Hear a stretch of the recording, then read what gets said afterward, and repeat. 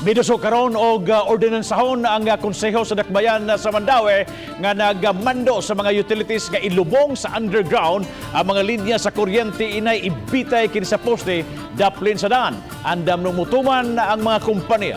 Adunay live report si Nico Serino. Nico?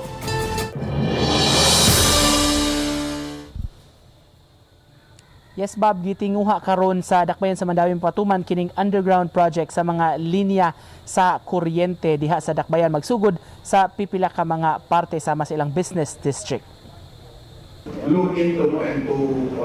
Nagpatawag og public hearing ang mga sakop sa konseho sa Mandaue kabahin sa giduso nga ordinansa. Ubos ni ini, giauhag ang mga public utility companies nga ilubong ang ilang mga linya ug mga kable. Gilaraw kining ipatuman sa giilang mga business districts sa Dakbayan. Katuyuan sa ordinansa, malimpyo ang kadalanan ug proteksyon sab gikan sa mga kable. It's already kining an eyesore. Tanaw nimo no, that there are sagging wires. No, maski asa mo makita no, and other developed areas. Also for the purpose of making the city resilient.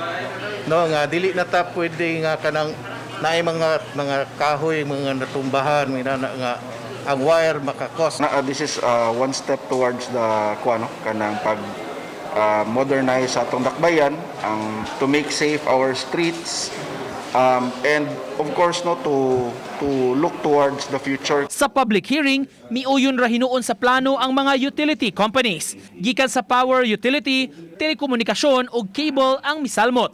Hinuon, usa sa nahisgutan ang gastuhan sa pagpalubong sa underground sa mga linya. Matod sa City Hall, shared costing kini sa syudad ug sa mga kompanya. Napay mga proposal because this will be a shared cost no sa utilities and the city, because the city masad mo benefit masad ng city so that will still be subject to further discussion. Napasar na sa first reading ang ordinansa. Ang resulta sa public hearing isukip sa konseho sa naduso na nga ordinansahon sa di pa kini ipalabang.